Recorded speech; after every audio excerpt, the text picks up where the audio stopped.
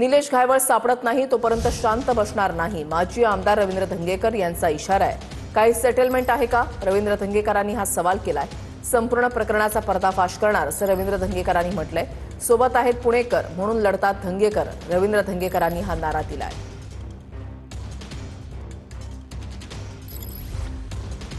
निलेश घायवळ सापडत नाही आणि समीर पाटीलवर जोपर्यंत गुन्हा दाखल होत नाही तोपर्यंत गप बसणार नाही। हा समीर पाटील प्लॅनर आहे, फार पुणे शहरातला असणारे पब असणं, तर काय अजून काय बोलत काय ड्रग्ज बिग ह्याच्यामध्ये त्याचे काय हात निघतात का, काय लोकांचे सेटलमेंट आहेत का, आणि हे सगळं आर्थिकरण जे करतो ते हे अर्थकारण कुठपर्यंत पोचलंय त्याची सगळी माहिती घेऊन त्याच्यामध्ये मी गप असणार नाही।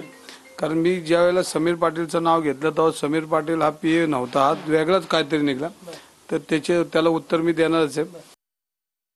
आतापर्यंत 7-8 गुन्हे दाखल झाले, आपण आवाज उठवला, ह्याच्यापेक्षा जास्त आवाज उठवणार आहे आणि हे सगळं पर्दाफाश करावंच लागेल।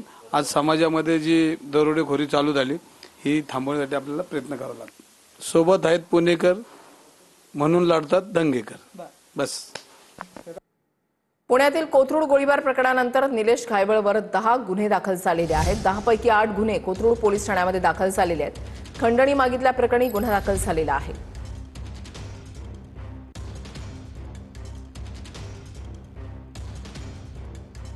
गोळीबार प्रकरणानंतर निलेश घायवळवर 10 गुन्हे दाखल झालेत। 17 सप्टेंबर रोजी कोथरूड परिसरात घायवळ टोळीकडून गोळीबार करण्यात आला। 17 सप्टेंबरलाच टोळीकडून एका तरुणावर कोयत्याने हल्ला करण्यात आला। निलेश घायवळच्या घरी जिवंत काडतुसं सापडली आहेत। घायवळच्या वाहनांना बनावट नंबर प्लेट आहे। पासपोर्ट बनवण्यासाठी खोटी कागदपत्र सादर करणं। घायवळ बंधूंनी 10 फ्लॅट नावावर करून खंडणी घेतली। सिम कार्ड दुसऱ्याच्या नावानं वापरणं।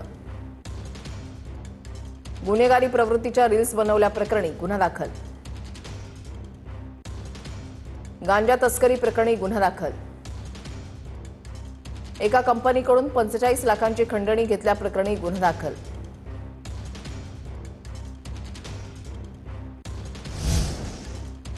तर निलेश घायवळच्या घराच्या झाडाझडतीमध्ये पोलिसांना काडतुसं ठेवण्याचा अॅम्युनिशन बॉक्स सापडलेला आहे।